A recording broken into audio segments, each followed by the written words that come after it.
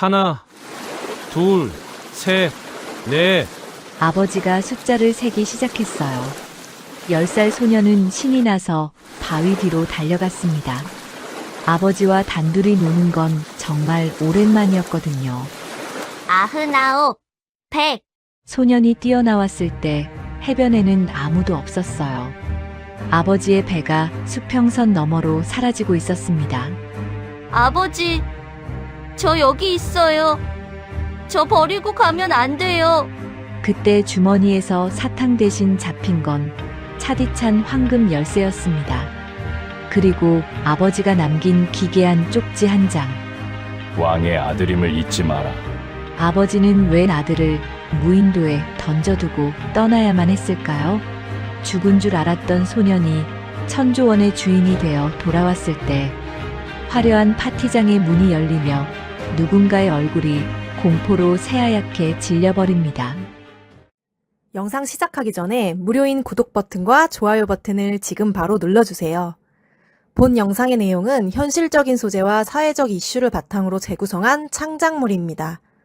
시청자분들의 몰입을 위해 극화된 에피소드이며 등장인물, 장소, 단체는 실제와 무관한 가상의 설정임을 밝힙니다. 오늘의 운명적인 이야기 지금 바로 시작하겠습니다. 나걸도의 아침은 짙은 안개로 시작됩니다. 회색빛 물안개가 해변 전체를 뒤덮고 파도 소리마저 먼 곳에서 들려오는 것처럼 흐릿하게 울려 퍼지죠. 바닷바람은 차갑고 습했으며 소금기 머금은 공기가 폐 깊숙이 스며들었습니다. 작은 어선 한 척이 안개를 가르며 해변에 닿았습니다. 뱃머리가 모래톱에 부딪히며 둔탁한 소리를 냈고 그 소리에 갈매기 몇 마리가 놀라 하늘로 날아올랐습니다. 한테만이 먼저 배에서 내렸습니다. 50대 초반의 이 남자는 검은색 코트를 입고 있었지만 그 고급스러운 옷차림과 달리 얼굴에는 며칠 동안 잠을 자지 못한 사람 특유의 창백함이 서려 있었습니다. 아버지, 여기가 어디예요? 10살배기 소년 승우가 아버지의 손을 잡고 배에서 뛰어내렸습니다. 빨간색 패딩 점퍼를 입은 소년은 까만 눈동자를 반짝이며 주변을 둘러보았습니다. 한테만이 늦둥이 아들의 머리카락을 쓰다듬으며 입을 열었습니다. 승우야, 아버지랑 숨바꼭질 한번 할까? 숨바꼭질이요? 여기서요?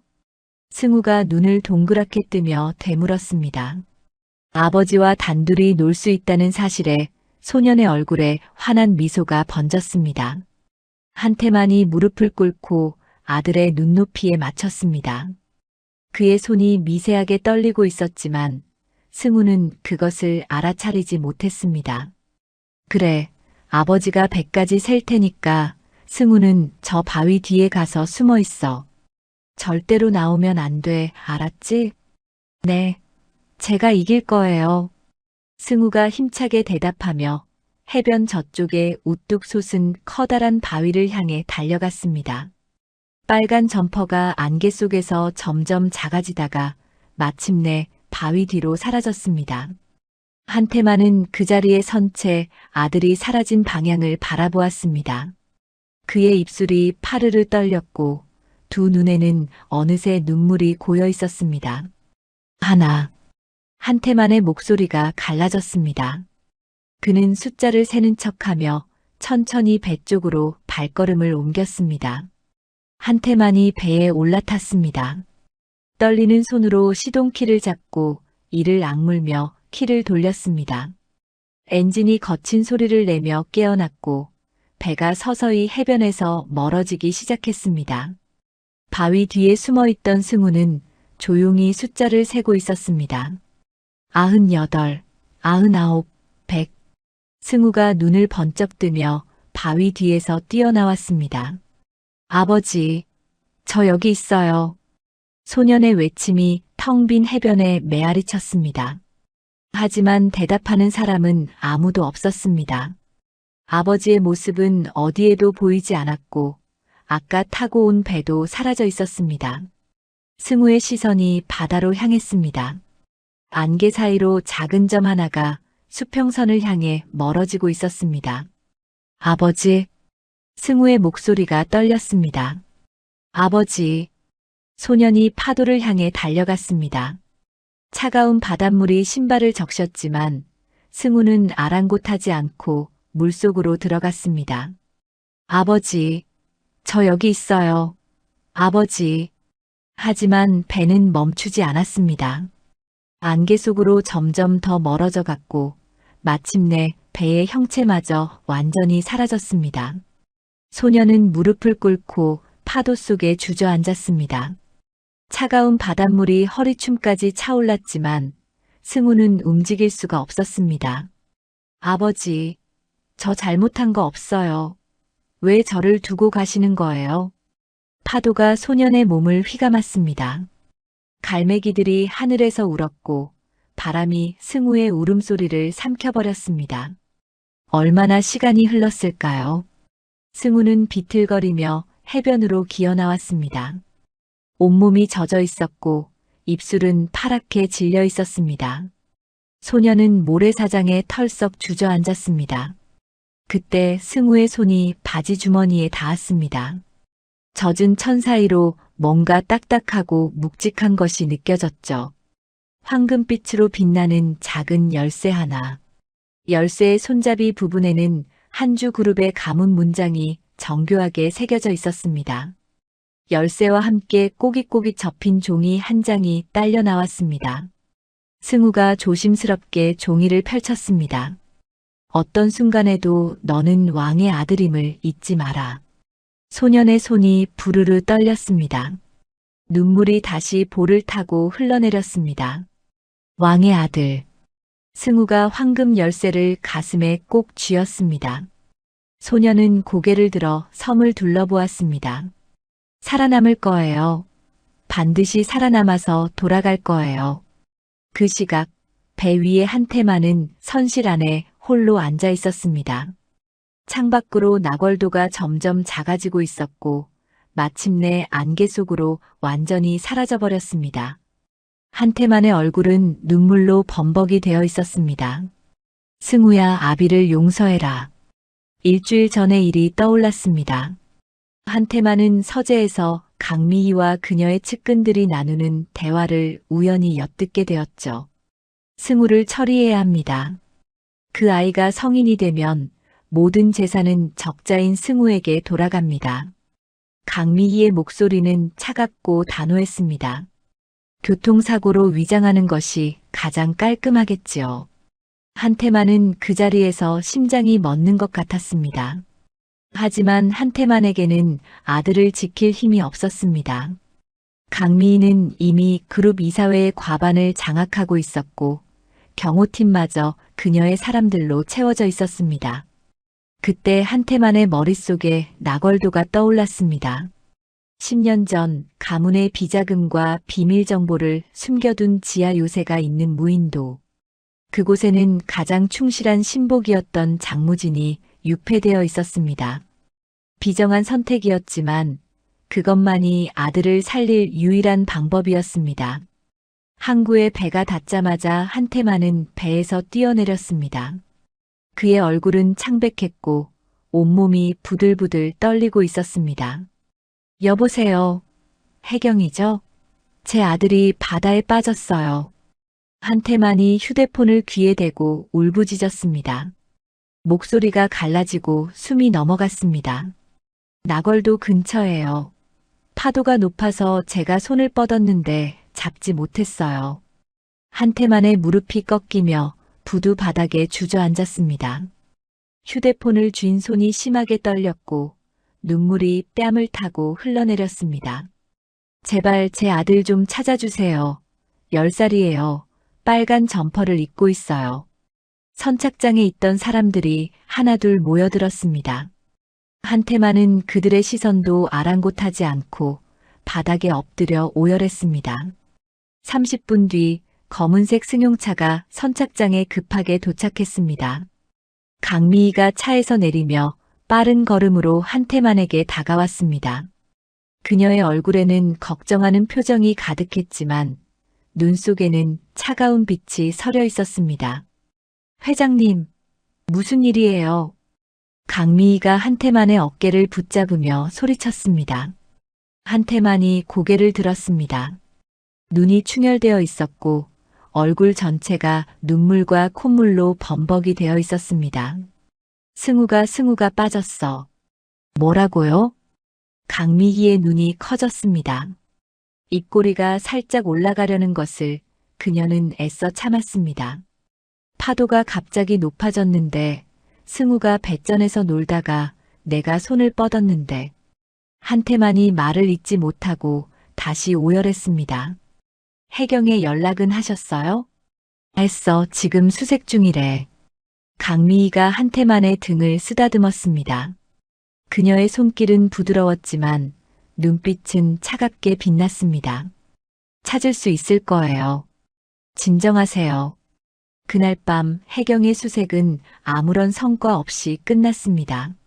한태만은 저택으로 돌아오는 내내 한마디도 하지 않았습니다. 저택 현관문이 열리자 한태만은 비틀거리며 안으로 들어갔습니다. 거실 소파에 쓰러지듯 앉은 그는 두 손으로 얼굴을 감싸며 흐느꼈습니다. 강미희가 옆에 앉아 한태만의 어깨에 손을 얹었습니다. 회장님, 일단 좀 쉬세요.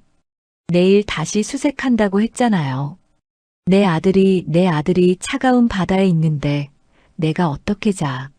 한태만의 목소리가 갈라졌습니다. 제발 찾게 해줘. 시신이라도 찾게 해줘. 강미희는 한태만의 등을 토닥이며 고개를 끄덕였습니다. 하지만 그녀의 입가에는 희미한 미소가 번지고 있었습니다. 그 시각 나궐도의 승우는 해변 근처의 동굴을 찾아 들어갔습니다. 해가 지면서 기온이 급격히 떨어지고 있었고 젖은 옷 때문에 몸이 계속 떨렸습니다. 동굴 안에서 승우는 바닥에 떨어진 마른 나뭇잎들을 긁어 모아 몸 위에 덮었습니다. 이빨이 딱딱 부딪히는 소리가 동굴 안에 울려 퍼졌죠. 소녀는 주머니에서 황금 열쇠를 꺼내 손바닥 위에 올려놓았습니다. 나는 왕의 아들이야. 반드시 살아남을 거야. 동굴 밖으로 정체 모를 짐승의 울음소리가 들려왔습니다. 승우는 몸을 더 웅크리며 열쇠를 가슴에 꼭 쥐었습니다.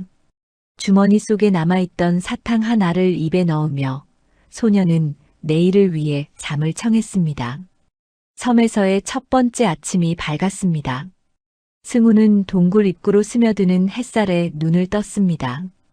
온몸이 뻣뻣하게 굳어 있었고 젖었던 옷은 마르면서 소금기로 딱딱해져 있었죠. 승우가 동굴 밖으로 기어 나왔습니다. 햇빛이 눈부셔서 한동안 눈을 뜨지 못했습니다. 소녀는 손으로 햇빛을 가리며 천천히 주위를 둘러보았습니다. 어젯밤 안개에 가려져 보이지 않았던 섬의 모습이 눈앞에 펼쳐졌습니다. 검은 현무암 절벽이 해안선을 따라 이어져 있었고 그 위로 울창한 숲이 빽빽하게 들어서 있었습니다. 파도가 바위에 부딪히며 하얀 포마를 일으켰고 갈매기들이 하늘을 빙빙 돌며 울어댔습니다. 배고파. 승우의 배에서 꼬르륵 소리가 났습니다. 어제 사탕 한 알로 버틴 것이 전부였으니 당연한 일이었죠. 소녀는 비틀거리며 해변을 걸었습니다. 파도에 밀려온 쓰레기들 사이에서 먹을 만한 것을 찾아보았지만 썩은 해초와 플라스틱 조각들 뿐이었습니다. 아버지가 가르쳐준 대로 해보자. 승우가 중얼거리며 바닷가 바위 틈을 뒤지기 시작했습니다. 언젠가 아버지와 함께 갯벌 체험을 갔을 때 바위 틈에 붙어있는 조개를 잡았던 기억이 떠올랐습니다. 소년의 작은 손가락이 바위 틈을 더듬었습니다. 차가운 물에 손이 얼얼해졌지만 승우는 포기하지 않았습니다. 마침내 손끝에 딱딱한 촉감이 느껴졌죠. 있다. 승우가 힘을 주어 바위에 붙은 조개를 떼어냈습니다. 손바닥만 한 크기의 홍합이었습니다. 소녀는 날카로운 돌을 찾아 조개를 깼습니다. 비린 냄새가 코를 찔렀습니다. 승우는 잠시 망설였지만 배고픔이 모든 거부감을 이겼습니다. 소녀는 눈을 질끈 감고 날 것 그대로의 조개를 입에 넣었습니다. 짜고 비린 맛이 입안에 퍼졌습니다. 승우는 울컥 올라오는 구역질을 참으며 억지로 삼켰습니다. 위장이 뒤틀리는 것 같았지만 한참 뒤에야 속이 조금 진정되었습니다. 그렇게 조개 서너 개를 먹고 나니 조금은 힘이 나는 것 같았습니다. 승우는 해변을 따라 걸으며 쓸만한 물건들을 모으기 시작했습니다. 파도에 떠밀려온 나무 판자 몇 개, 끊어진 밧줄, 찌그러진 플라스틱 통. 어른들에게는 쓰레기에 불과한 것들이 10살 소년에게는 귀중한 생존 도구가 되었습니다.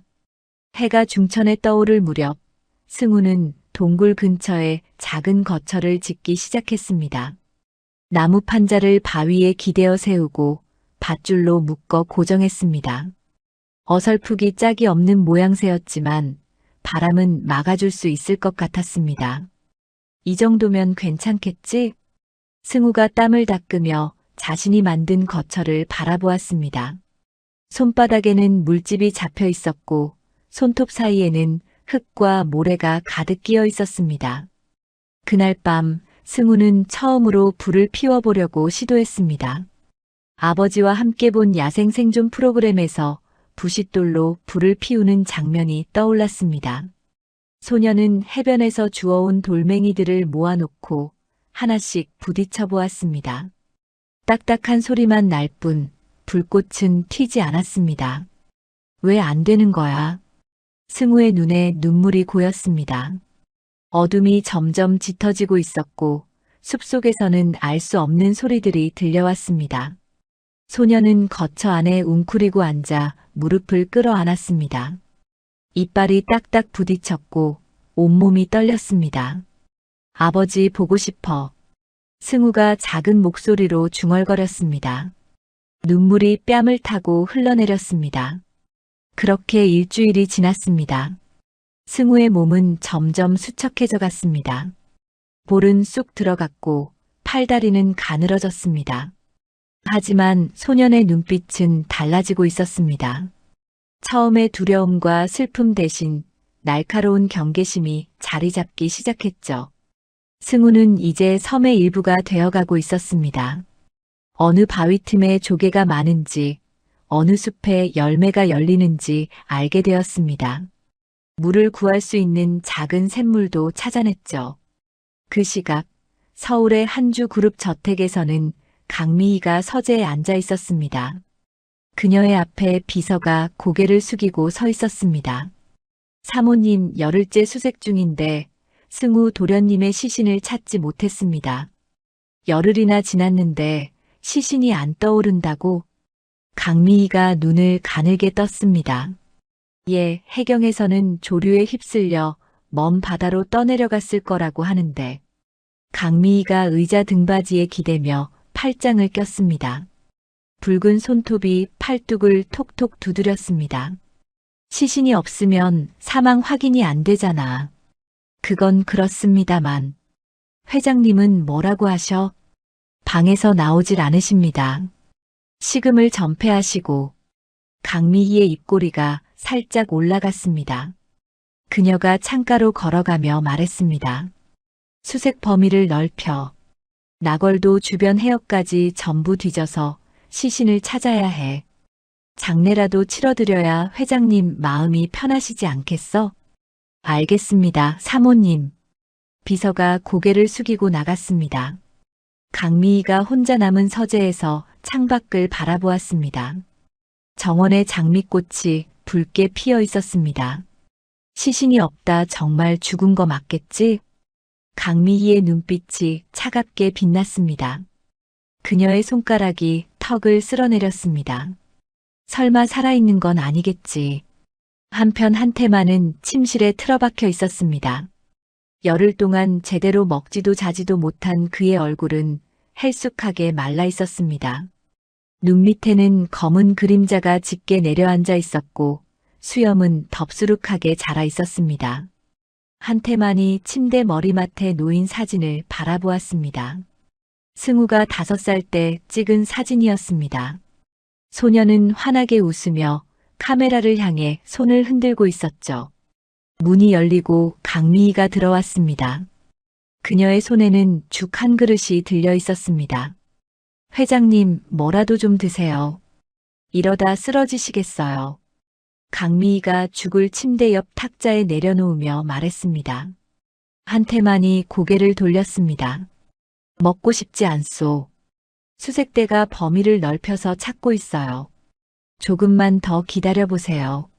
내 아들이 차가운 바다에 있는데. 한태만의 목소리가 갈라졌습니다. 그가 사진을 가슴에 품으며 몸을 웅크렸습니다. 제발 시신이라도 찾게 해줘. 그래야 내가 품에 안고 장사라도 지내줄 수 있잖아. 강미희는 한태만의 등을 토닥이며 고개를 끄덕였습니다. 하지만 그녀의 입가에는 희미한 미소가 번지고 있었습니다. 걱정 마세요, 회장님. 제가 반드시 찾아드릴게요. 강미희가 방을 나섰습니다. 문이 닫히자 한태만의 표정이 굳어졌습니다. 그의 눈에 도끼가 서렸습니다.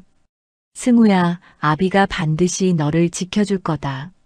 조금만 버텨라. 나걸도에서는 보름이 지나고 있었습니다. 승우의 몸은 상처투성이가 되어 있었습니다.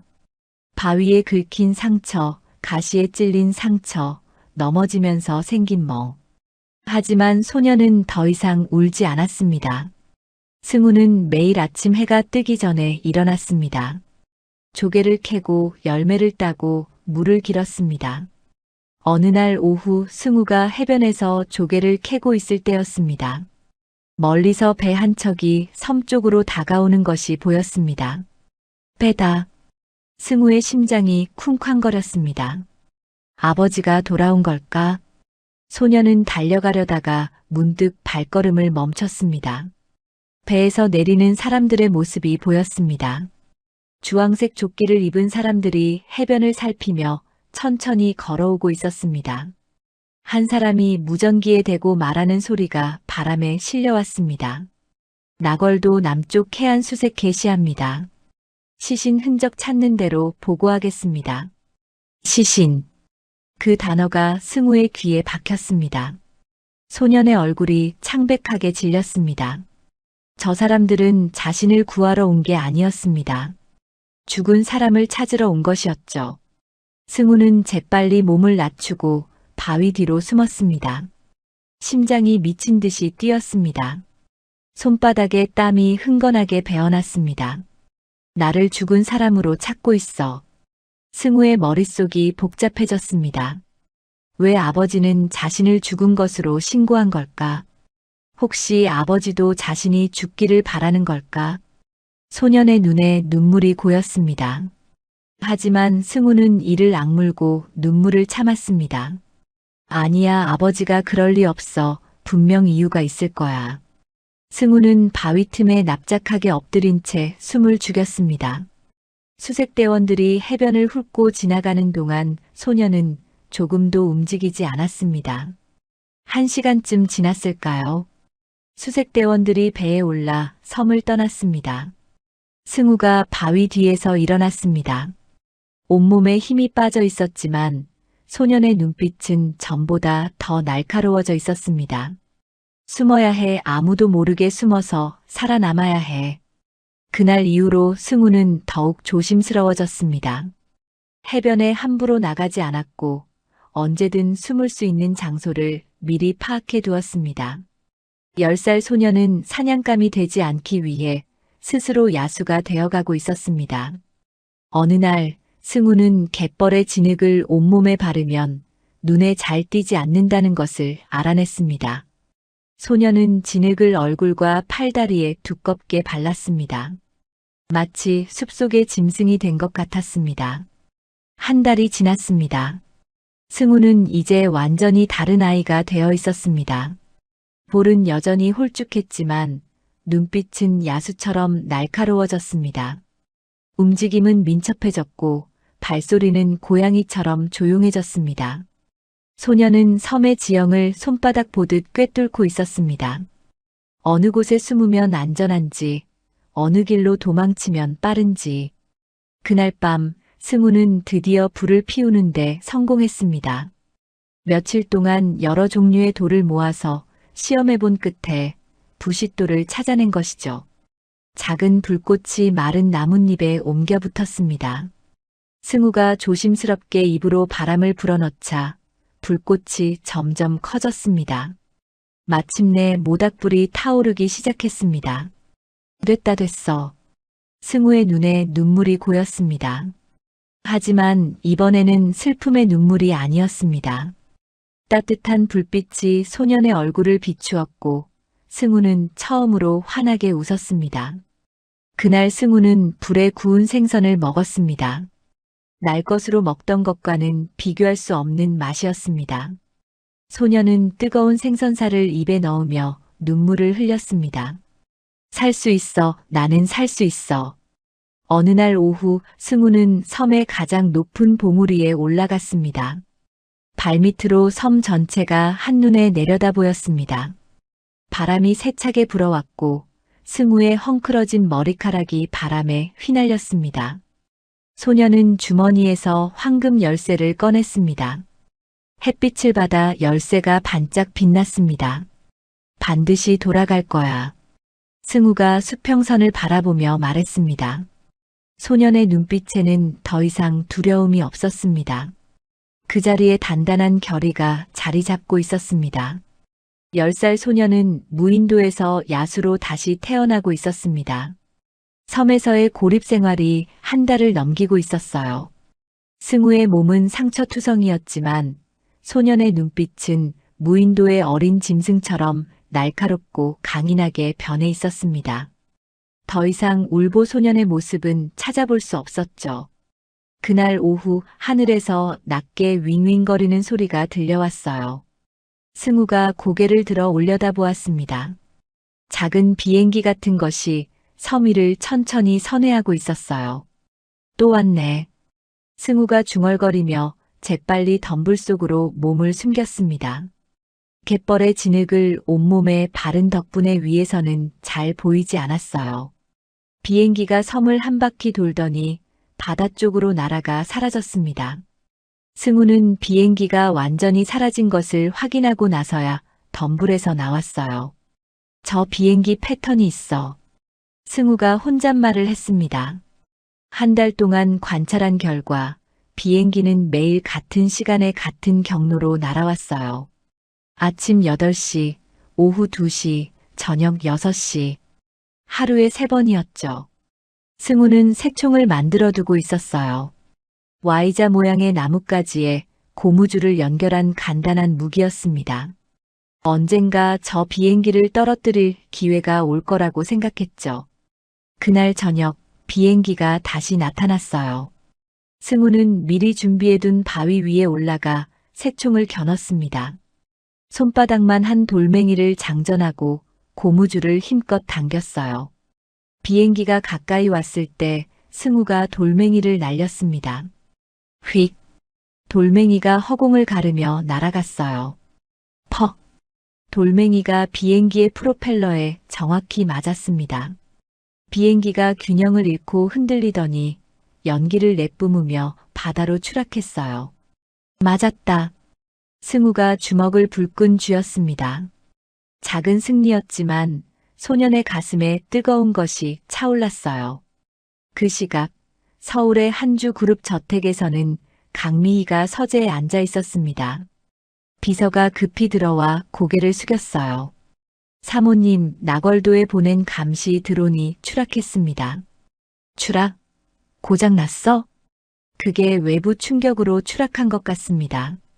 강미희의 눈이 가늘어졌어요. 외부 충격이라고? 예, 프로펠러 부분에 타격 흔적이 있다고 합니다. 강미희가 자리에서 일어났습니다. 창가로 걸어가며 턱을 쓸어내렸어요. 시신도 못 찾고 드론은 추락하고 혹시 그 애가 살아있는 건가? 설마요.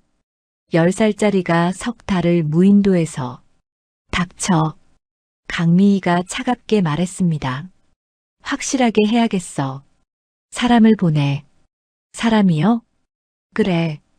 직접 가서 확인하라고 해. 살아있으면 죽이고 죽어있으면 시신이라도 찾아오라고. 강미희의 눈빛이 독사처럼 차갑게 빛났어요. 강 실장을 불러. 사흘 후 나걸도 북쪽 해안에 배 한 척이 닿았습니다. 검은 옷을 입은 남자 5명이 배에서 내렸어요. 선두에 선 남자는 30대 중반쯤으로 보였습니다. 날카로운 눈매와 굳은 턱선. 강 실장이었어요. 여기가 나걸도인가? 강 실장이 주위를 둘러보며 말했습니다. 예, 실장님. 무인도입니다. 부하가 대답했어요. 무인도에서 석 달을 살아남았다. 10살짜리가. 강 실장이 코웃음을 쳤습니다. 사모님이 너무 걱정이 많으신 거야. 아마 진작에 굶어 죽었을 거다. 그래도 확인은 해야죠. 그래. 흩어져서 수색해. 흔적이든 시신이든 찾아내. 부하들이 흩어져 섬 안쪽으로 들어갔어요.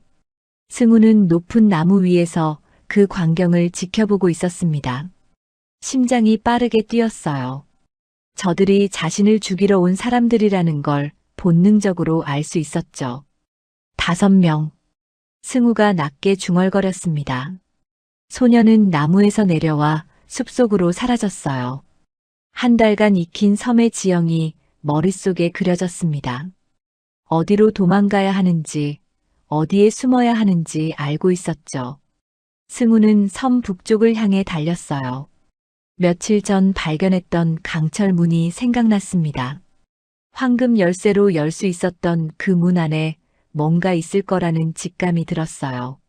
숲을 헤치며 달리던 승우가 갑자기 발을 헛디뎠습니다. 발밑에 땅이 무너지며 소년의 몸이 아래로 떨어졌어요. 으악! 승우가 비명을 질렀습니다. 어둠 속으로 떨어지는 느낌이 들었어요. 쿵! 승우의 몸이 딱딱한 바닥에 부딪혔습니다. 온몸에 통증이 밀려왔어요. 눈앞이 깜깜했습니다. 아야! 승우가 신음하며 몸을 일으켰어요.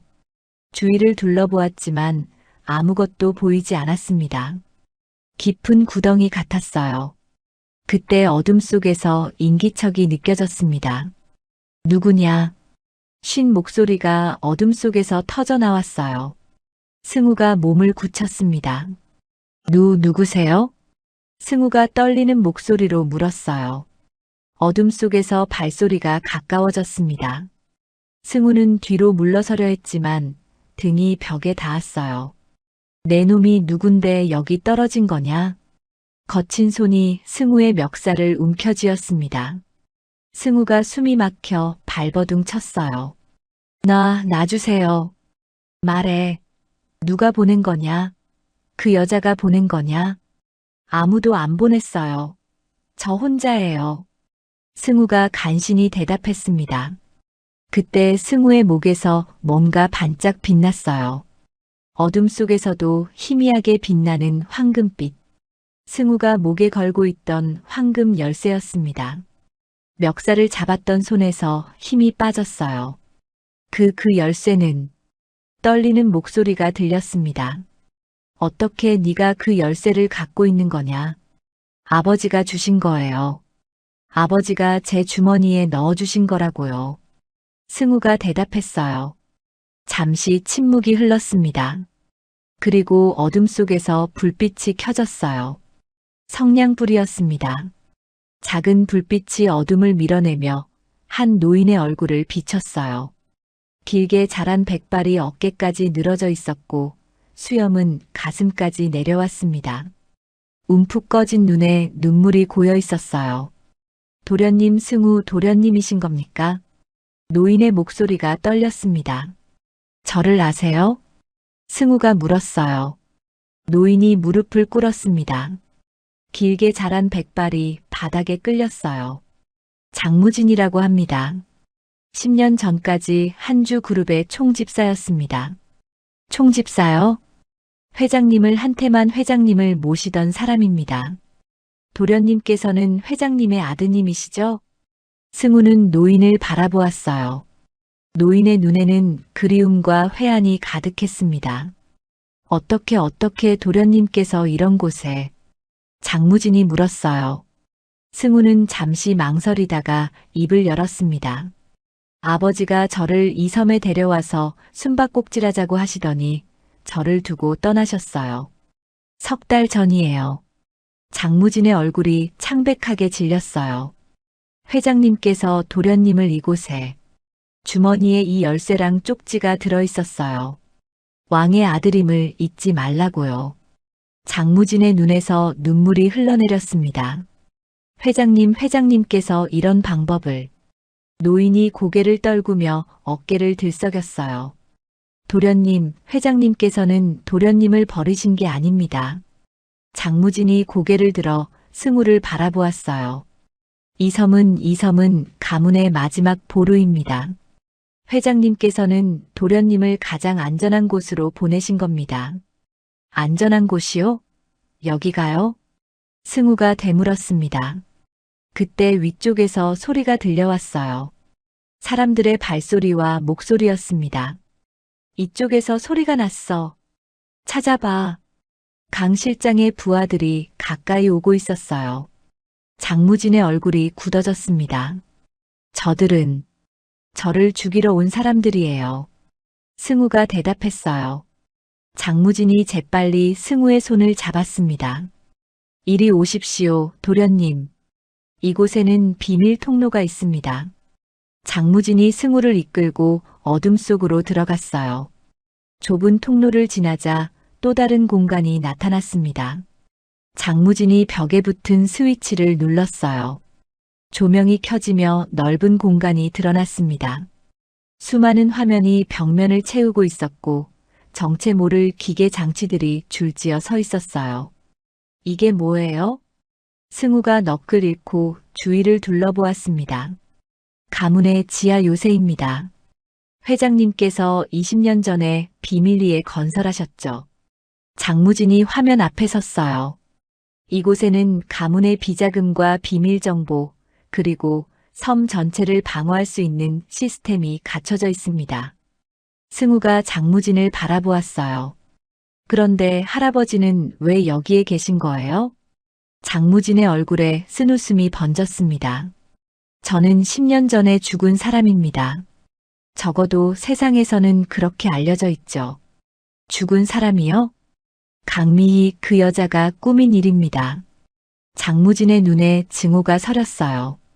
저는 회장님의 가장 충실한 신복이었습니다.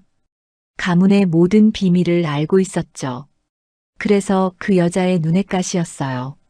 장무진이 화면을 조작하며 말을 이었습니다. 10년 전 그 여자가 저를 제거하려 했습니다. 교통사고로 위장해서 죽이려고 했죠.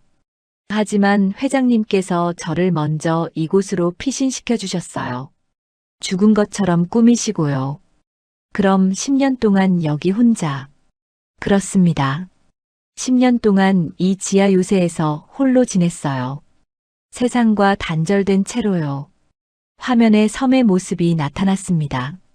강 실장의 부하들이 숲을 수색하고 있는 모습이 보였어요. 저들이 도련님을 쫓고 있군요. 장무진이 화면을 가리키며 말했습니다. 어떻게 해요, 할아버지? 승우가 물었어요. 장무진의 눈빛이 날카로워졌습니다. 걱정 마십시오, 도련님. 이 요새에는 섬 전체를 방어할 수 있는 시스템이 있습니다. 저들은 이 섬에서 한 발짝도 움직일 수 없게 될 거예요. 장무진이 승우를 바라보았습니다.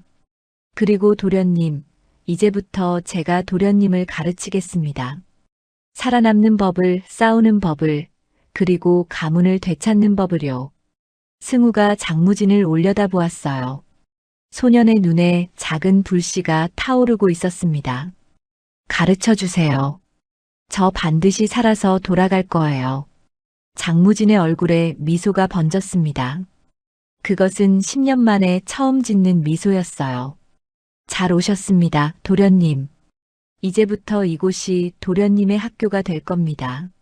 장무진과의 만남 일주일이 지났습니다. 승우는 지하 요새에 저장된 음식을 먹으며 체력을 회복하고 있었어요. 석 달간 조개와 열매로 버텨온 소년에게 따뜻한 밥과 반찬은 눈물이 날 만큼 맛있었죠. 도련님, 오늘부터 본격적인 훈련을 시작하겠습니다. 장무진이 승우 앞에 앉으며 말했어요. 네, 할아버지. 승우가 고개를 끄덕였습니다. 먼저 도련님께서 알아야 할 것이 있어요. 왜 회장님께서 도련님을 이곳으로 보내셨는지 말입니다. 장무진이 화면을 켰습니다. 한주그룹 본사 건물에 사진이 나타났어요. 한주그룹은 대한민국에서 5손가락 안에 드는 대기업입니다. 회장님께서 30년간 피땀 흘려 일구신 거죠. 장무진이 화면을 넘겼어요. 강미희의 사진이 나타났습니다. 우아한 미소를 짓고 있는 40대 여성이었죠. 이 여자가 강미희입니다. 도련님의 계모이자 지금 한주그룹의 실권을 쥐고 있는 사람이에요. 승우의 눈빛이 차가워졌습니다. 강미희는 원래 그룹의 비서실 직원이었어요. 도련님의 친어머니께서 돌아가신 후 회장님의 외로움을 파고들어 재혼에 성공했죠. 장무진의 목소리가 낮아졌어요. 하지만 저는 알고 있습니다. 도련님의 친어머니께서 돌아가신 것이 단순한 병사가 아니었다는 것을요. 무슨 말이에요? 승우가 물었습니다. 증거는 없어요. 하지만 저는 확신합니다. 강미희가 도련님의 친어머니를 제거했다는 것을요. 그리고 이제 도련님까지 제거하려 하고 있죠. 승우의 주먹이 꽉 쥐어졌어요. 왜 저를 죽이려는 거예요? 도련님은 한주그룹의 적자이기 때문입니다. 회장님께서 돌아가시면 모든 재산은 도련님께 상속돼요. 강미희가 아무리 발버둥 쳐도 법적으로 도련님의 권리를 빼앗을 수 없죠. 장무진이 승우를 바라보았습니다. 그래서 도련님을 죽이려는 겁니다. 도련님이 없으면 재산은 강미희에게 돌아가니까요. 승우는 입술을 깨물었어요. 분노가 가슴속에서 타올랐습니다. 그럼 아버지는요? 아버지는 왜 저를 지켜주지 못한 거예요? 회장님께서는 이미 강미희에게 포위당해 계십니다. 장무진이 한숨을 내쉬었어요. 그룹 이사회의 과반이 강미희 사람들이에요. 경호팀도 마찬가지고요. 회장님께서는 이름만 회장이지 실권은 없으신 겁니다. 그래서 저를 이 섬으로. 그렇습니다. 강미희의 손이 닿지 않는 곳으로 도련님을 피신시킨 거예요. 그리고 제가 도련님을 지킬 수 있도록요. 장무진이 승우의 어깨에 손을 얹었습니다. 도련님, 지금 도련님께 필요한 것은 힘입니다. 강미희를 쓰러뜨릴 수 있는 힘이요. 제가 그 힘을 만들어 드리겠습니다. 그날부터 승우의 훈련이 시작되었어요. 아침에는 체력 훈련이었습니다. 지하 통로를 뛰고 팔굽혀펴기를 하고 턱걸이를 했어요. 처음에는 10개도 채 못하고 쓰러졌지만 장무진은 봐주지 않았습니다. 더 하십시오, 도련님. 적은 기다려주지 않습니다. 장무진의 외침에 승우는 이를 악물고 버텼어요. 낮에는 학문 수업이었습니다. 장무진은 승우에게 경영학, 경제학, 법학의 기초를 가르쳤어요. 돈이란 무엇입니까, 도련님? 물건을 사는 거요. 그것만이 아닙니다. 돈은 힘이에요. 사람을 움직이고 세상을 바꾸는 힘이죠. 장무진이 칠판에 글씨를 적으며 설명했습니다. 강미희가 왜 가문을 장악했습니까? 돈을 쥐었기 때문이에요. 도련님께서 돈을 다루는 법을 배우셔야 뺏긴 것을 되찾을 수 있습니다. 저녁에는 무술 훈련이었어요. 장무진은 젊은 시절 무술을 수련했던 사람이었습니다. 총집사로 일하기 전에는 회장의 경호원이었죠. 자세를 낮추십시오, 도련님. 장무진이 승우의 어깨를 눌렀어요. 주먹을 쥘 때는 엄지손가락을 밖으로 빼십시오. 안으로 넣으면 부러집니다. 승우는 장무진의 말대로 주먹을 쥐었습니다.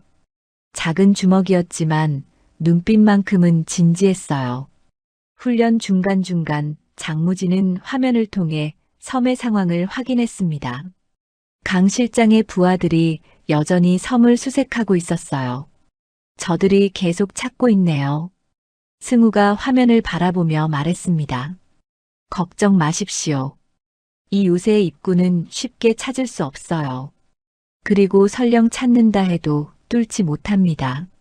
장무진이 화면을 조작했어요. 섬 곳곳에 설치된 장치들의 위치가 나타났습니다. 이 섬에는 함정과 방어 장치가 곳곳에 설치되어 있어요. 회장님께서 만약의 사태를 대비해 준비해 두신 거죠. 함정이요? 예. 저들을 무력화시킬 수 있는 장치들이에요.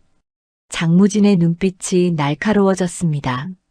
적당한 때가 되면 저들을 잡겠습니다.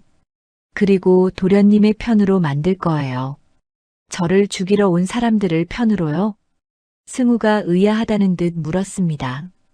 강미희에게 고용된 것일 뿐이에요. 돈 때문에 움직이는 자들은 더 큰 것을 주면 쉽게 돌아섭니다. 그것이 사람이에요. 장무진이 승우를 바라보았습니다. 도련님께서 배우셔야 할 것 중 하나가 바로 이것입니다. 사람의 마음을 얻는 법이에요. 적을 아군으로 만드는 것. 그것이 진정한 지도자의 능력이죠. 승우는 고개를 끄덕이며 장무진의 말을 가슴에 새겼어요. 일주일이 더 지났습니다. 어느 날 밤 장무진이 통신실에서 승우를 불렀어요. 도련님, 보셔야 할 것이 있습니다. 장무진이 화면을 켰습니다. 뉴스가 나오고 있었어요. 한주 그룹한테만 회장이 건강 악화로 병원에 입원했습니다. 그룹 관계자에 따르면 회장은 아들의 실종 이후 극심한 스트레스로. 승우의 얼굴이 창백하게 질렸어요. 아버지가. 강미희의 짓입니다. 장무진의 목소리가 차갑게 가라앉았어요. 아마 강제로 입원시킨 겁니다. 회장님을 병원에 가두고 그룹을 완전히 장악하려는 수작이죠. 승우의 손이 부르르 떨렸습니다. 주먹을 꽉 쥐자 손톱이 손바닥에 파고들었어요. 할아버지, 아버지를 구해야 해요. 지금은 안 됩니다, 도련님. 장무진이 고개를 저었어요. 지금 도련님께서 나가시면 강미희의 손에 죽습니다. 도련님께서 살아있다는 것이 알려지면 그 여자는 무슨 수를 써서라도 도련님을 제거하려 할 거예요. 그럼 어떡해요? 아버지가 위험한데. 승우가 소리쳤습니다. 장무진이 승우의 어깨를 붙잡았어요. 도련님, 들으십시오. 복수는 뜨거운 마음으로 하는 것이 아닙니다. 차갑게 준비하고 차갑게 실행해야 해요. 승우가 장무진을 올려다보았습니다. 먼저 저들을 처리해야 합니다. 섬에 있는 강 실장 일당을요. 그들을 무력화하고 가능하다면 아군으로 만들어야 해요. 그것이 첫 번째 단계입니다. 장무진의 눈빛이 단단했어요. 준비됐습니까, 도련님? 승우는 잠시 눈을 감았습니다. 심호흡을 하고 눈을 떴어요. 소년의 눈빛이 달라져 있었습니다. 준비됐어요, 할아버지. 장무진이 고개를 끄덕이며 화면을 조작했습니다. 섬 곳곳에 설치된 장치들의 위치가 나타났어요. 강 실장 일당은 현재 섬 남쪽에 캠프를 차리고 있습니다. 오늘 밤 저들이 잠든 사이에 수면 가스를 살포할 거예요. 화면에 캠프의 모습이 보였어요. 5명의 남자들이 모닥불 주위에 앉아 있었습니다. 수면 가스요? 예. 요새 비축된 비상 장비 중 하나예요. 무치무색이라 저들은 알아차리지 못할 겁니다. 장무진이 승우를 바라보았어요. 가스가 퍼지면 저들은 정신을 잃을 거예요. 그 사이에 무기와 통신 장비를 모두 회수하겠습니다. 도련님께서 도와주셔야 해요. 제가 뭘 하면 돼요? 저와 함께 가셔서 장비를 옮기시면 됩니다. 위험하지만 도련님께서 직접 경험하셔야 해요. 이것이 진짜 싸움이 어떤 것인지요. 승우가 고개를 끄덕였습니다. 밤이 깊어갔어요. 화면 속에서 강 실장 일당이 하나둘 잠자리에 들었습니다. 모닥불만 타닥타닥 소리를 내며 타고 있었죠. 지금입니다. 장무진이 버튼을 눌렀어요. 화면 속에서 캠프 주변의 땅에서 희미한 연기가 피어오르기 시작했습니다. 바람에 실려 연기가 캠프 쪽으로 퍼져나갔어요. 잠들어 있던 남자들이 뒤척이다가 곧 움직임을 멈췄습니다. 깊은 잠에 빠진 것이었죠. 성공입니다. 가시죠, 도련님. 장무진과 승우는 지하 요새를 나와 캠프로 향했어요. 달빛 아래 숲을 지나 남쪽 해안에 도착했습니다. 캠프에는 5명의 남자들이 쓰러져 있었어요. 코를 골며 깊이 잠들어 있었죠. 조용히 움직이십시오, 도련님. 장무진이 속삭였어요. 승우는 고개를 끄덕이고 장무진을 따라 캠프 안으로 들어갔습니다. 권총, 칼, 무전기, 손전등. 남자들의 장비를 하나씩 주워 담았어요. 승우의 심장이 빠르게 뛰었습니다. 손에 땀이 흥건하게 배어났어요. 잠든 적들 사이를 지나는 것은 상상 이상으로 긴장되는 일이었죠. 모든 장비를 회수하고 캠프를 빠져나왔을 때 승우는 비로소 안도의 한숨을 내쉬었어요. 잘하셨습니다, 도련님. 장무진이 승우의 어깨를 두드렸습니다. 이제 저들은 무기도 없고 통신수단도 없어요. 이 섬에 갇힌 거죠. 승우가 캠프를 돌아보았어요. 달빛 아래 잠든 남자들의 모습이 보였습니다. 이제 어떻게 해요? 내일 아침 저들이 깨어나면 상황을 깨닫겠죠. 그때 협상을 제안할 겁니다. 장무진의 눈빛이 빛났어요. 도련님의 편이 되면 살려주고 거부하면 이 섬에서 영영 빠져나가지 못하게 할 거예요. 선택은 저들의 몫입니다. 승우는 주머니에서 황금 열쇠를 꺼냈습니다. 달빛을 받아 열쇠가 반짝 빛났어요. 할아버지, 저 강해질 수 있을까요? 이미 강해지고 계십니다, 도련님. 오늘 밤 도련님께서 하신 일을 보십시오. 3달 전에 도련님이라면 상상도 못하셨을 거예요. 장무진이 미소를 지었습니다. 왕의 아들은 이렇게 왕이 되어가는 겁니다. 승우의 눈에 작은 불씨가 타오르고 있었어요. 무인도에 버려진 10살 소녀는 이제 진짜 싸움을 시작하고 있었습니다. 다음 날 아침이 밝았습니다.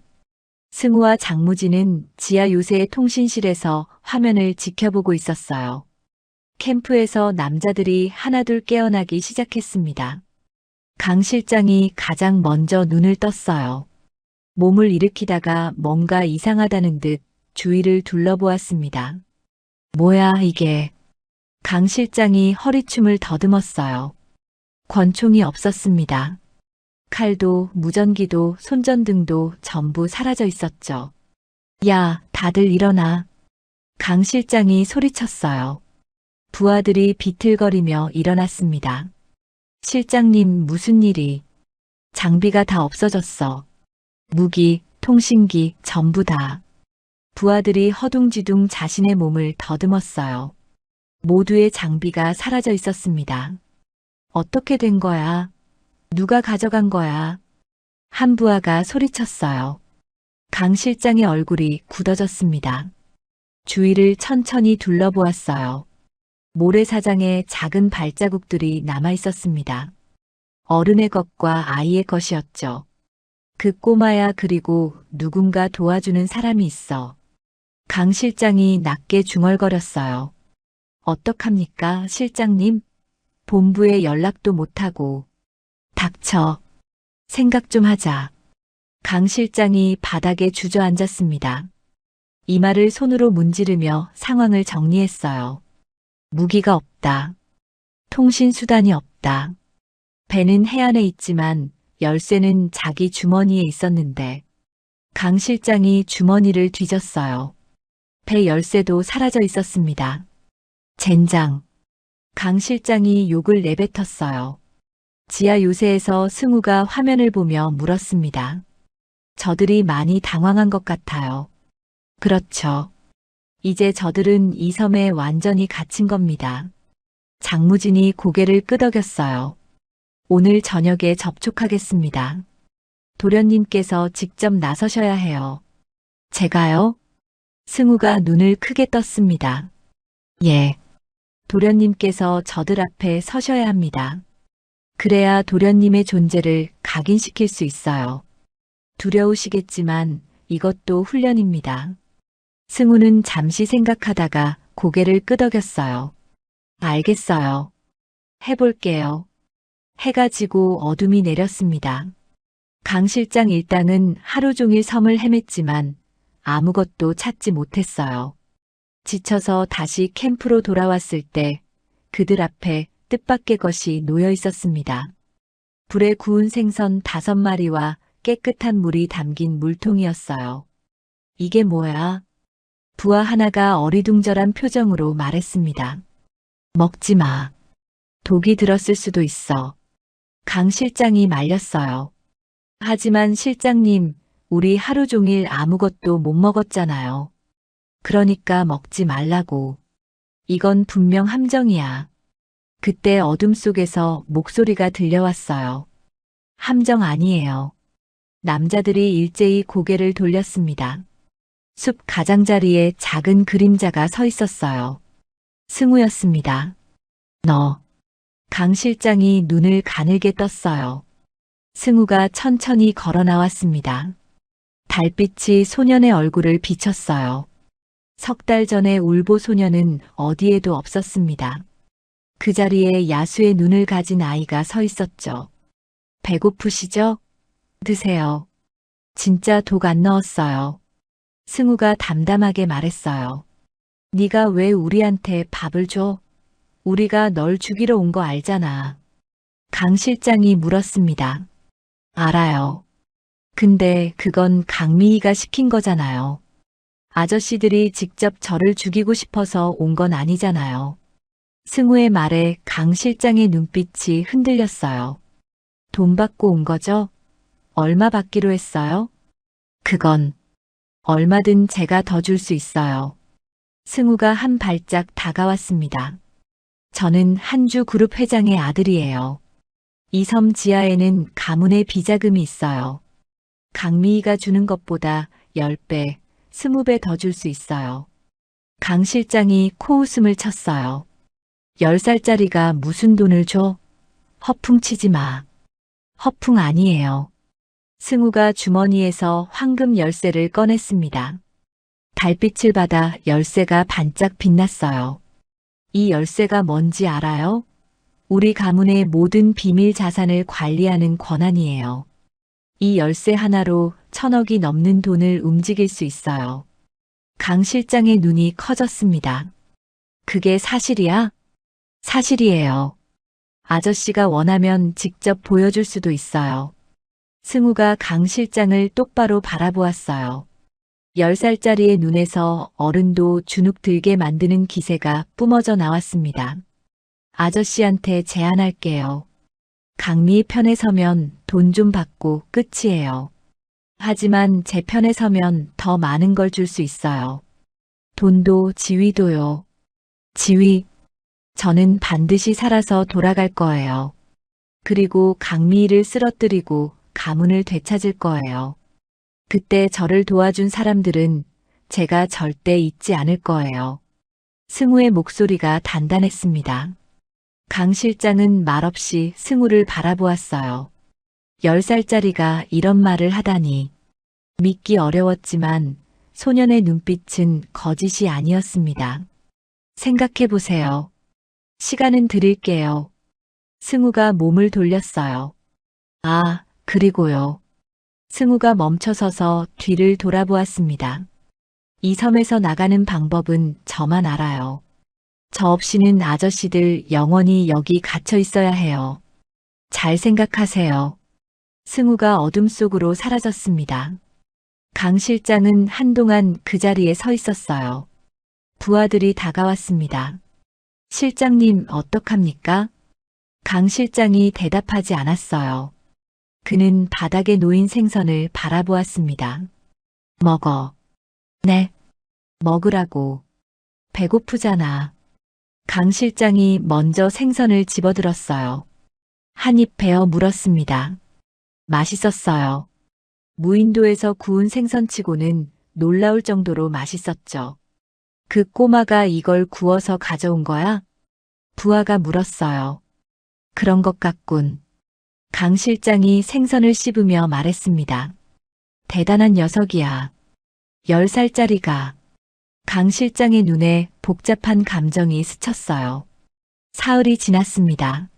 승우는 매일 저녁 강 실장 일당에게 음식을 가져다 주었어요.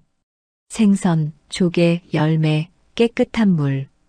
그리고 매번 짧은 대화를 나눴습니다. 오늘 날씨 좋죠? 바다가 잔잔해요. 왜 이러는 거야? 우리한테 왜 이렇게 잘해주는 거야? 강 실장이 물었어요. 아저씨들이 배고프니까요.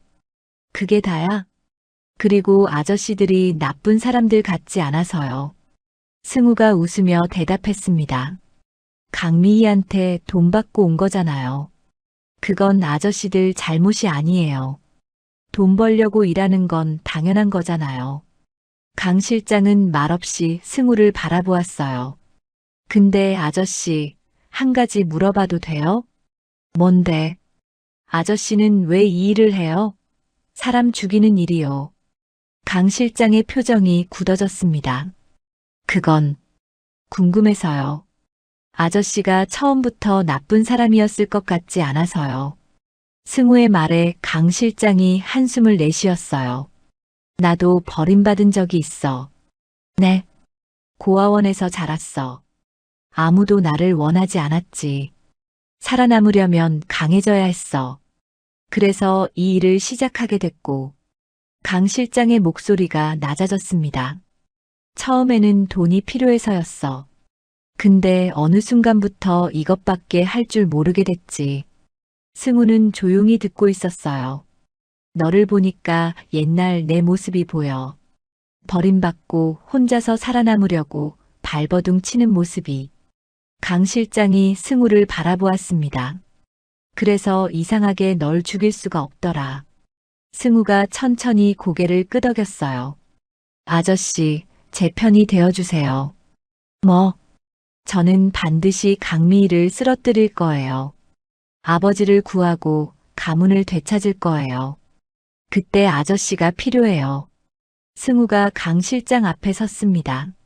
10살짜리의 작은 체구였지만 눈빛만큼은 거인처럼 당당했어요.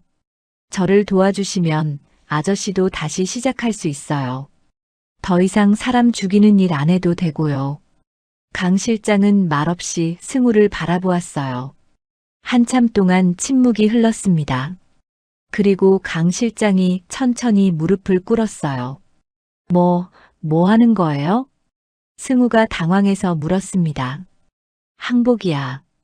강 실장이 고개를 숙였어요. 네가 이겼어. 10살짜리한테 졌다는 게 믿기지 않지만 네가 이겼어. 부하들도 하나둘 무릎을 꿇었습니다. 도련님, 저희를 받아주십시오. 강 실장이 말했어요. 승우는 눈앞의 광경이 믿기지 않았습니다. 자신을 죽이러 온 사람들이 지금 무릎을 꿇고 있었어요. 일어나세요, 아저씨. 승우가 강 실장의 팔을 잡아 일으켰습니다. 저는 아저씨들한테 무릎 꿇으라고 한 적 없어요. 그냥 제 편이 되어달라고 했을 뿐이에요. 강 실장이 승우를 바라보았어요. 소년의 눈에 따뜻한 빛이 서려 있었습니다. 정말 대단한 아이야. 강 실장이 낮게 중얼거렸어요. 지하 요새에서 화면을 지켜보던 장무진의 눈에 눈물이 고였습니다. 도련님, 정말 왕의 그릇이시구나. 노인은 떨리는 손으로 눈물을 닦았어요. 10년을 기다린 보람이 있었습니다. 강 실장이 승우의 편으로 돌아선 지 일주일이 지났습니다. 승우는 장무진의 가르침을 받으며 훈련을 계속했어요. 강 실장 일당은 섬 남쪽 캠프에 머물며 승우가 가져다주는 음식을 먹고 체력을 회복했죠. 어느 날 저녁 장무진이 통신실에서 승우를 불렀어요. 도련님, 큰일입니다. 장무진의 얼굴이 굳어 있었습니다. 무슨 일이에요, 할아버지? 승우가 화면 앞으로 다가갔어요. 화면에는 바다 위에 떠 있는 배들이 보였습니다. 한 척이 아니었어요. 대여섯 척의 배가 나궐도를 향해 오고 있었죠.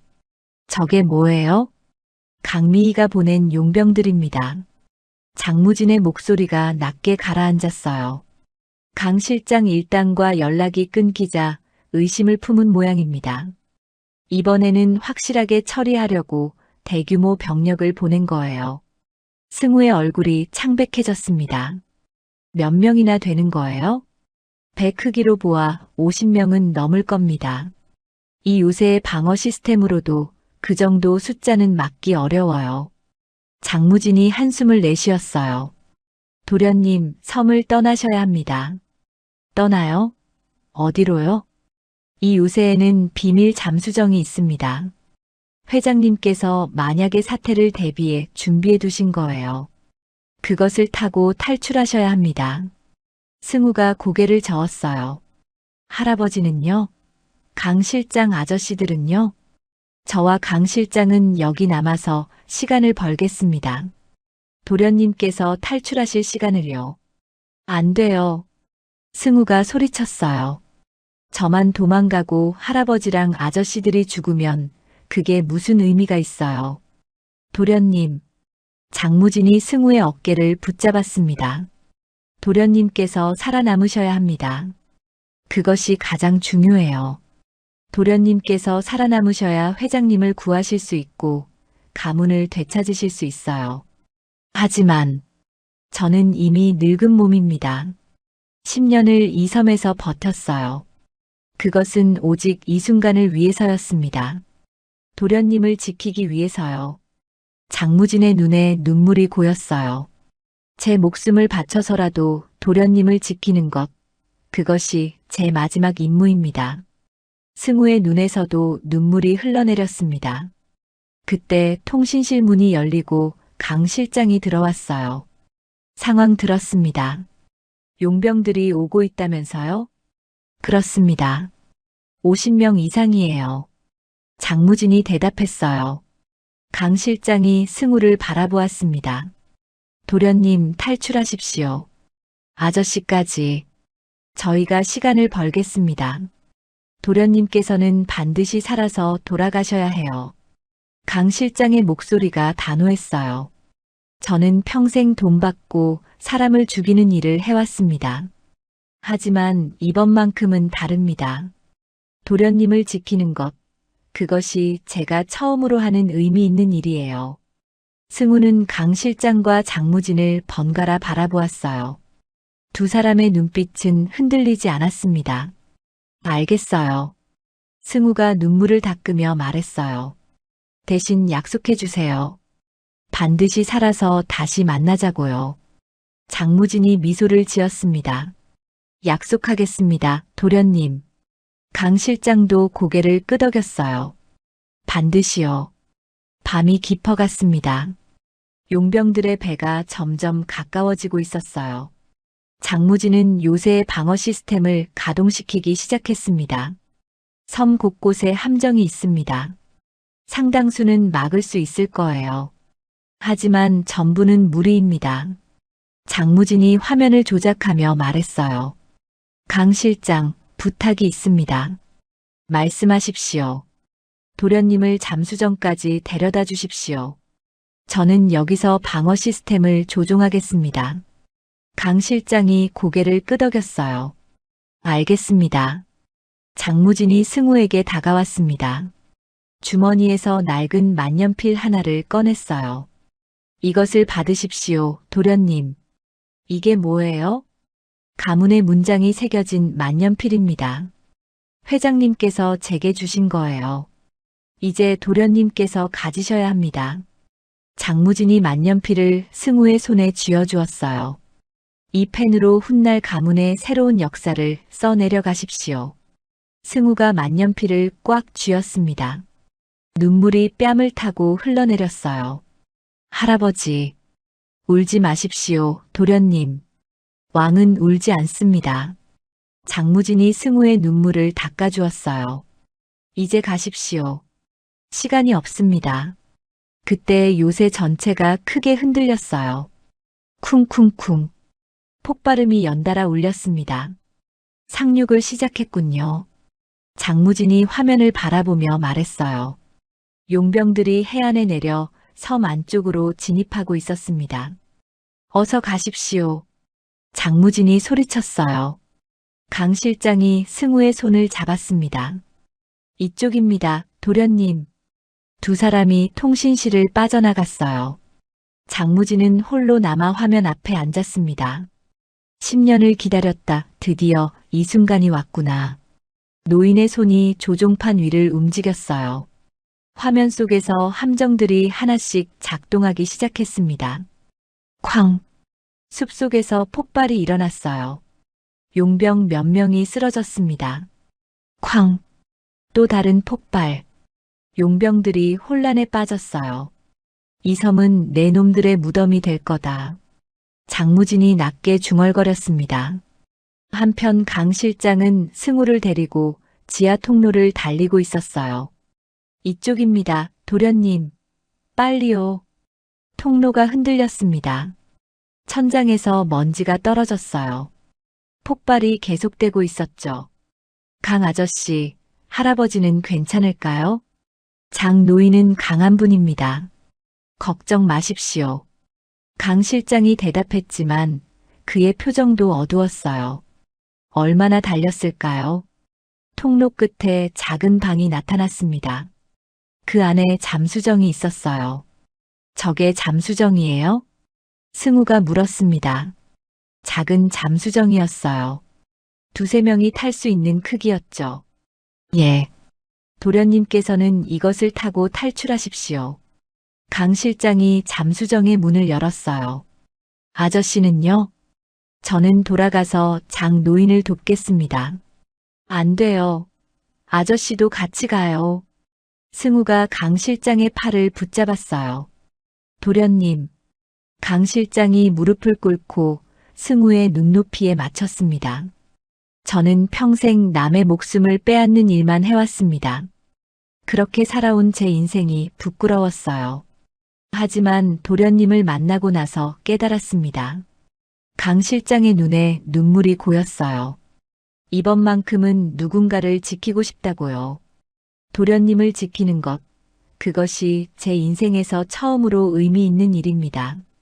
아저씨, 반드시 살아남으십시오, 도련님. 그리고 훗날 강미희를 쓰러뜨리십시오. 저는 그 모습을 보고 싶습니다. 강 실장이 승우를 안아 잠수정에 태웠어요. 시동은 이 버튼을 누르면 됩니다. 자동으로 해안에서 떨어진 안전한 곳까지 이동할 거예요. 아저씨, 반드시 살아서 다시 만나요. 약속해요. 승우가 강 실장의 손을 꽉 잡았어요. 강 실장이 웃었습니다. 따뜻한 미소였어요. 약속합니다, 도련님. 강 실장이 잠수정의 문을 닫았어요. 승우가 버튼을 눌렀습니다. 잠수정이 천천히 움직이기 시작했어요. 물속으로 잠겨 들어갔습니다. 작은 창문으로 강 실장의 모습이 보였어요. 그는 손을 흔들고 있었습니다. 점점 멀어지는 모습이 물속에서 흐려졌어요. 아저씨 할아버지. 승우의 눈에서 눈물이 흘러내렸습니다. 잠수정이 깊은 바다로 잠수해 들어갔어요. 섬에서 멀어질수록 폭발음이 희미해졌습니다. 얼마나 지났을까요? 잠수정이 수면 위로 떠올랐어요. 창문 밖으로 낯선 해안이 보였습니다. 승우가 문을 열고 밖으로 나왔어요. 새벽녘이었습니다. 동쪽 하늘이 붉게 물들어가고 있었죠. 승우는 뒤를 돌아보았어요. 나궐도가 있는 방향이었습니다. 아무것도 보이지 않았어요. 할아버지 아저씨. 승우가 주머니에서 황금 열쇠와 만년필을 꺼냈어요. 두 개의 물건을 가슴에 품었습니다. 반드시 다시 만날 거예요. 그리고 반드시 강미희를 쓰러뜨릴 거예요. 승우의 눈빛이 어둠 속에서 빛났어요. 10살 소녀는 무인도를 탈출했습니다. 하지만 진짜 싸움은 이제부터 시작이었어요. 잠수정에서 내린 승우는 낯선 해변에 서 있었습니다. 새벽 햇살이 수평선 위로 떠오르고 있었어요.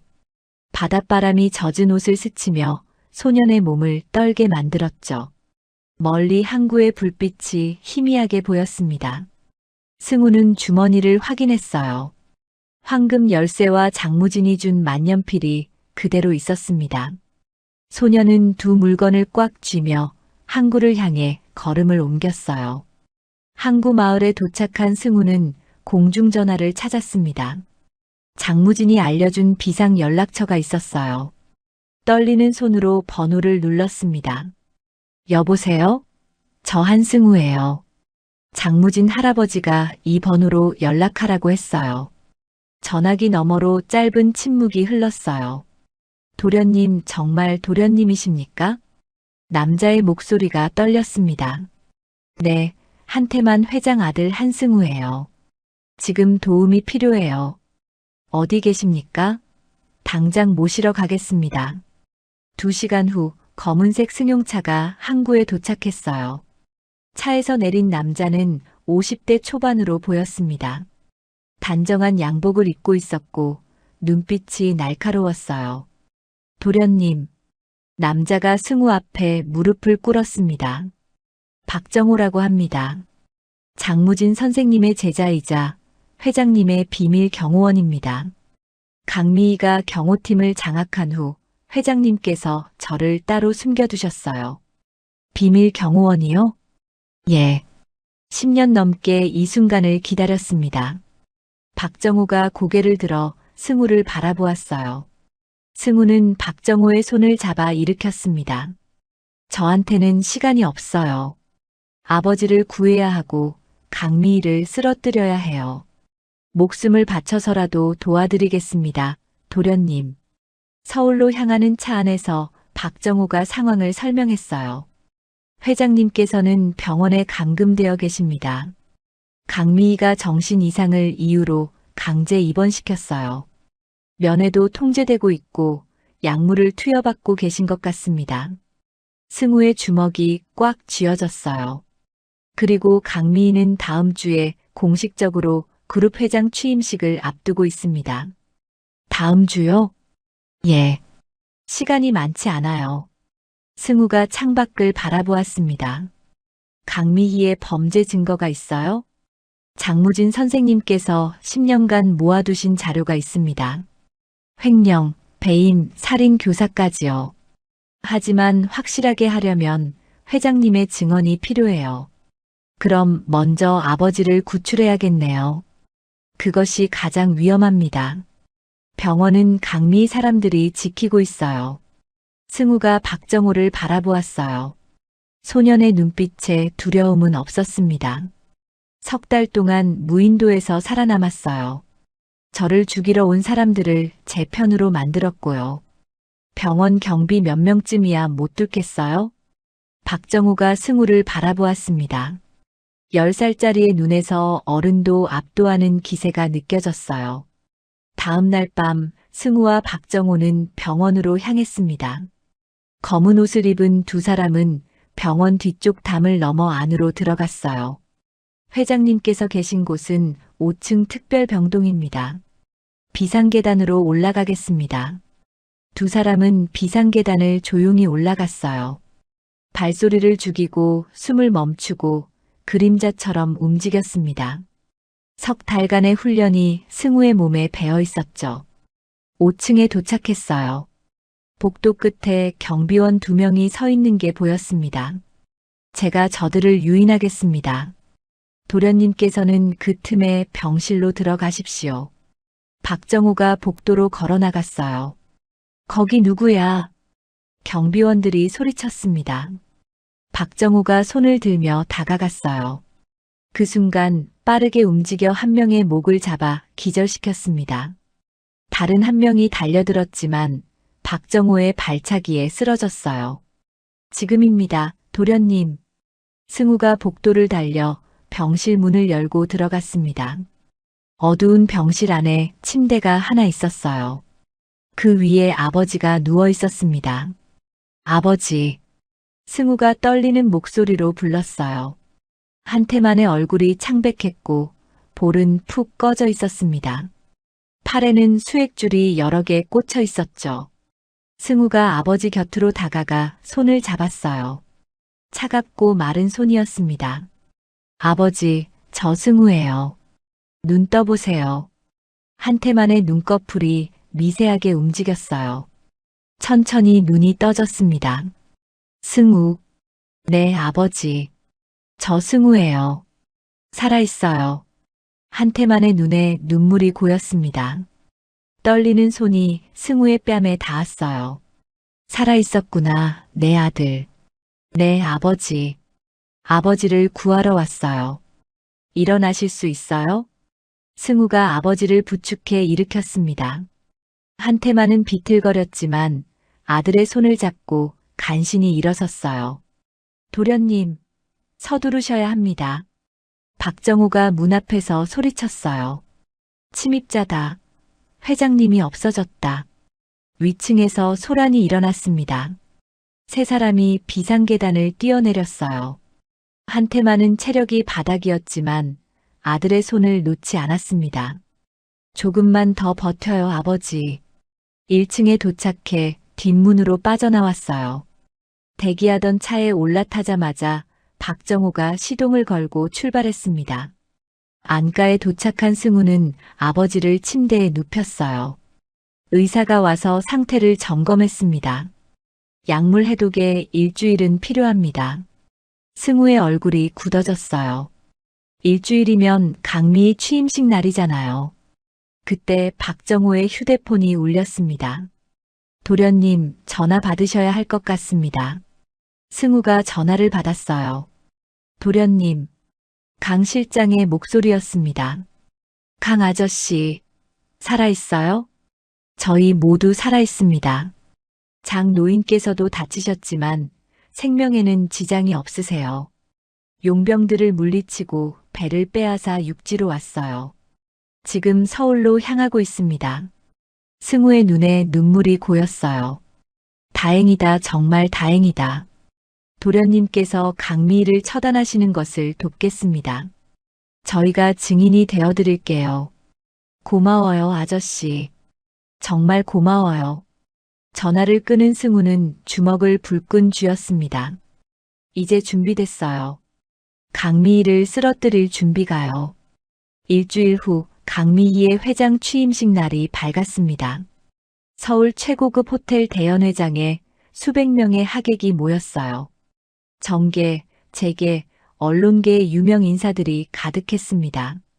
샹들리에가 눈부시게 빛났고 테이블마다 붉은 장미꽃이 놓여 있었죠.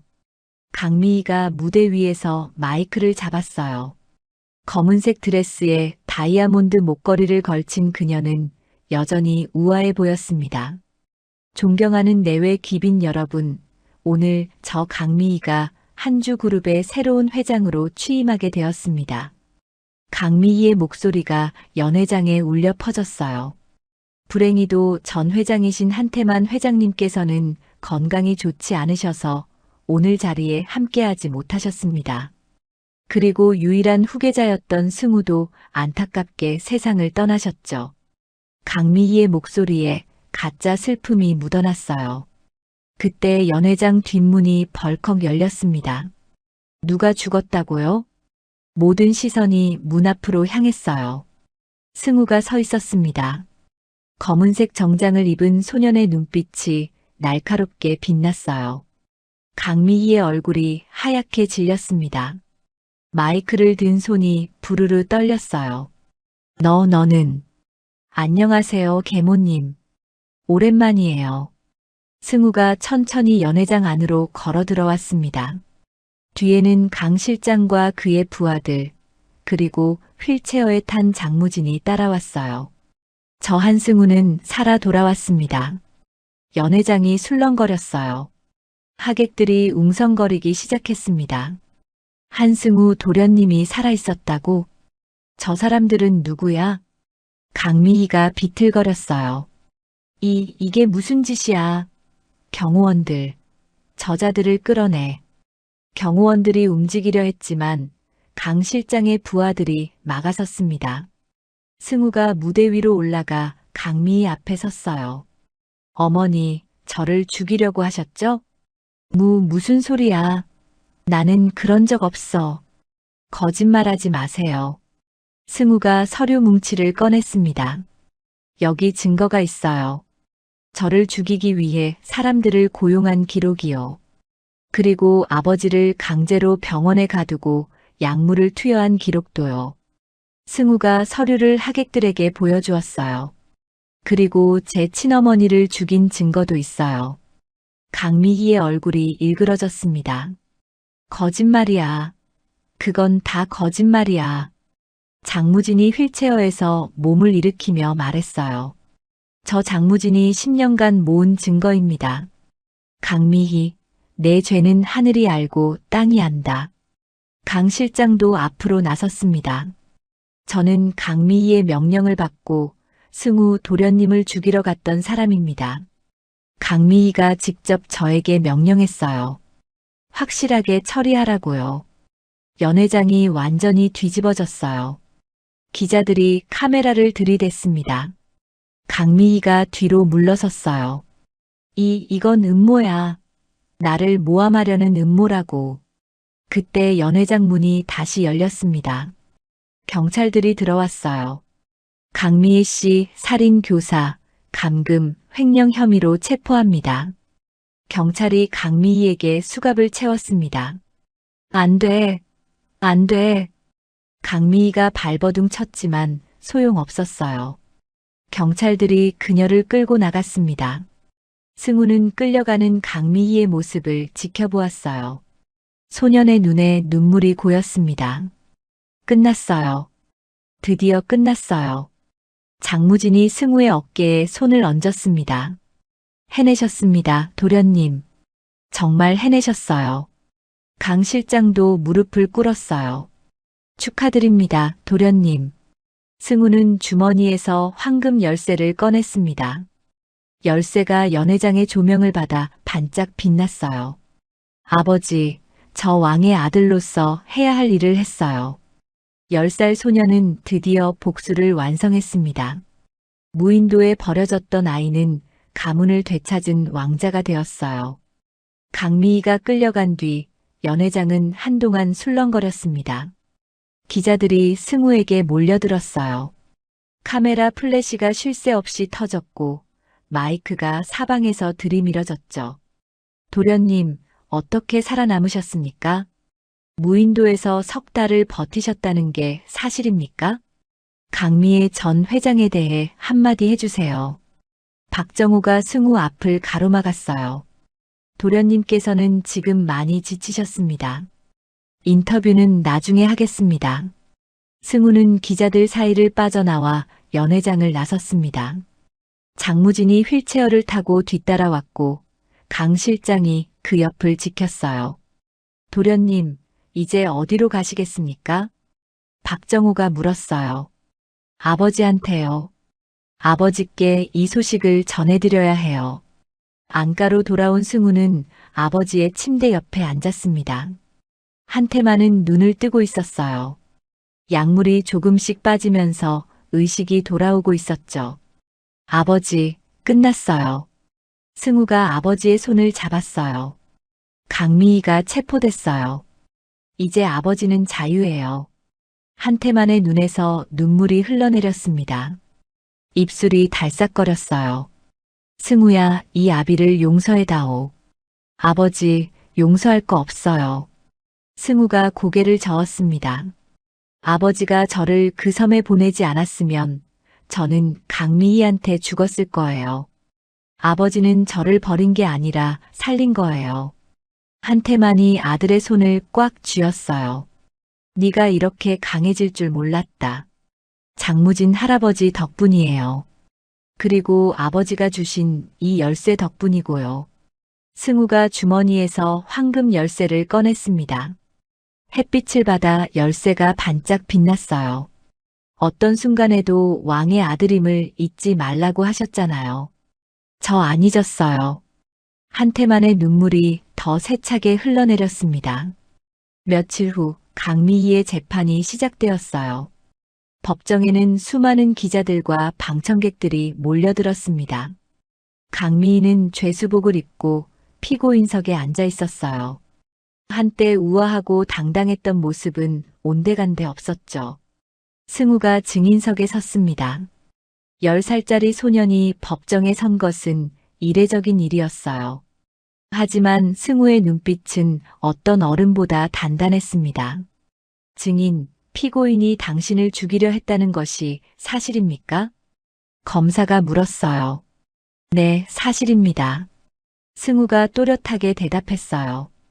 저는 석 달 전 아버지에 의해 나궐도라는 무인도에 보내졌습니다. 아버지께서는 저를 강미희로부터 지키기 위해 그렇게 하셨어요. 그 후에 어떤 일이 있었습니까?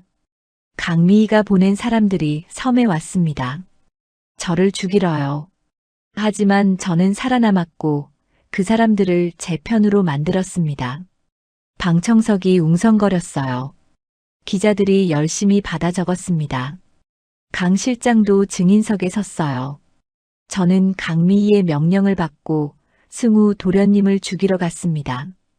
강미희가 직접 저에게 말했어요. 확실하게 처리하라고요. 강미희의 얼굴이 일그러졌습니다. 거짓말이야. 저 자식이 거짓말하는 거야. 조용히 하세요. 판사가 의사봉을 두드렸어요. 재판은 여러 날에 걸쳐 진행되었습니다. 장무진이 10년간 모은 증거들이 하나씩 공개되었어요. 횡령, 배임, 살인, 교사, 강제 감금. 강미희의 죄목은 끝이 없었죠. 마침내 판결이 내려졌습니다. 피고인 강미희에게 무기징역을 선고합니다. 판사의 목소리가 법정에 울려 퍼졌어요. 강미희가 비명을 질렀습니다. 안 돼, 안 돼. 이건 불공평해. 하지만 아무도 그녀의 말에 귀 기울이지 않았어요. 강미희는 법정 경위에게 끌려나갔습니다. 승우는 그 모습을 조용히 지켜보았어요. 복수가 완성된 순간이었습니다. 재판이 끝난 후 승우는 아버지와 함께 나궐도를 찾았어요. 장무진과 강 실장도 함께였습니다. 배가 섬에 가까워지자 승우의 가슴이 뭉클해졌어요. 석 달 전 아버지가 자신을 버리고 떠났던 바로 그 해변이었습니다. 울면서 아버지를 불렀던 그 모래사장이었죠. 배에서 내린 승우는 해변을 천천히 걸었어요. 파도가 발밑을 적셨습니다. 여기서 많이 울었어요. 승우가 중얼거렸어요. 아버지가 왜 저를 버렸는지 몰라서 무서웠고 외로웠어요. 한태만이 아들 옆에 섰습니다. 지팡이에 의지하고 있었지만 눈빛은 또렷했어요. 미안하다, 승우야. 이 아비가 다른 방법을 찾았어야 했는데. 아니에요, 아버지. 승우가 고개를 저었습니다. 지금은 알아요. 아버지가 얼마나 힘드셨는지, 저를 살리기 위해 얼마나 가슴이 찢어지셨는지. 승우가 아버지의 손을 잡았어요. 이제는 괜찮아요. 저 강해졌으니까요. 한태만이 아들을 꼭 안았습니다.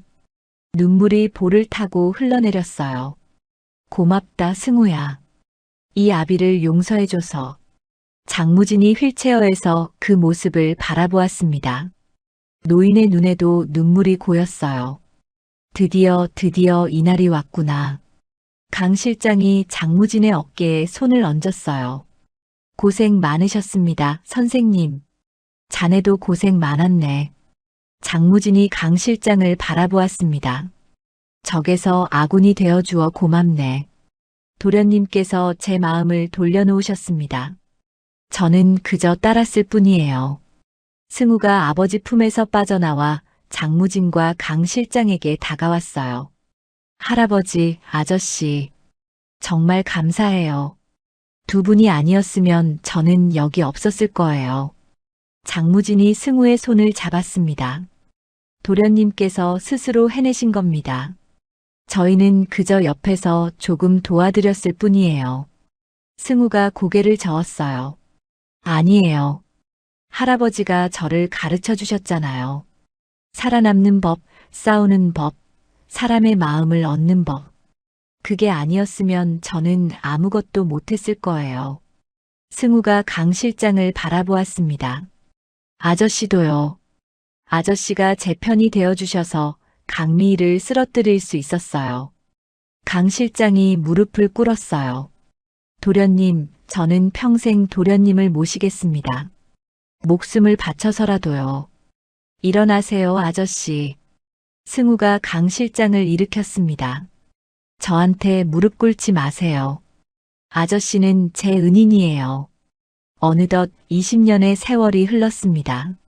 서울 도심 한복판에 우뚝 솟은 한주그룹 본사 빌딩. 60층짜리 유리 건물은 아침 햇살을 받아 황금빛으로 빛나고 있었어요.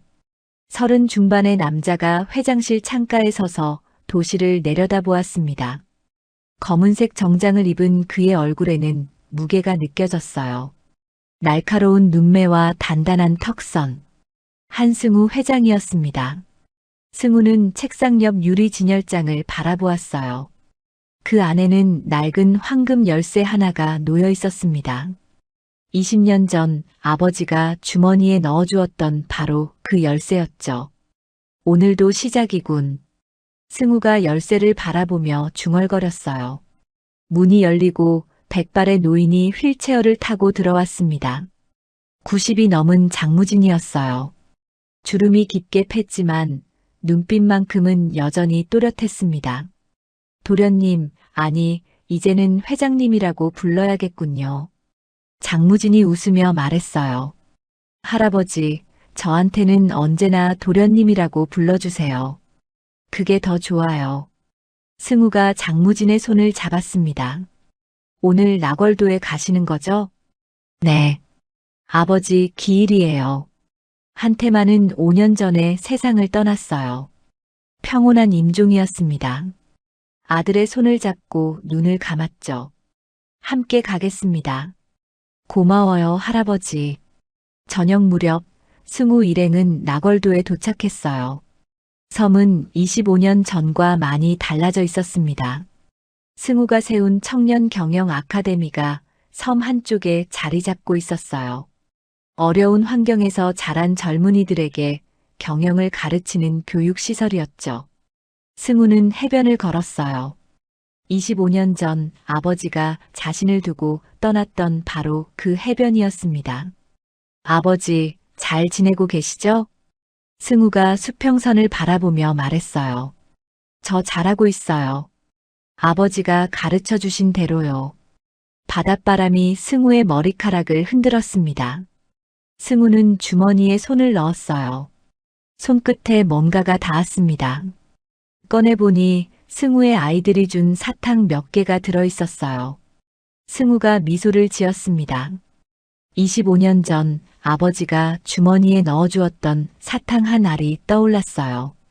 그 사탕 한 알로 첫날 밤을 버텼던 10살 소년.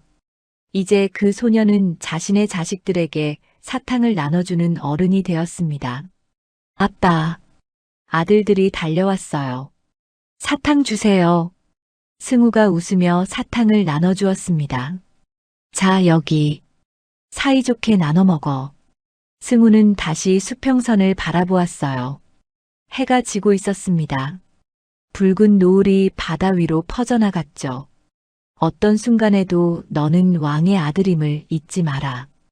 25년 전 아버지가 남긴 글귀가 떠올랐어요. 승우는 가슴속으로 대답했습니다.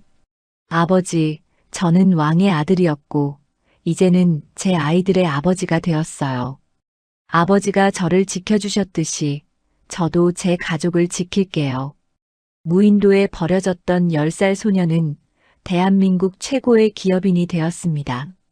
시련을 딛고 일어선 왕자는 마침내 자신의 왕국을 세웠어요.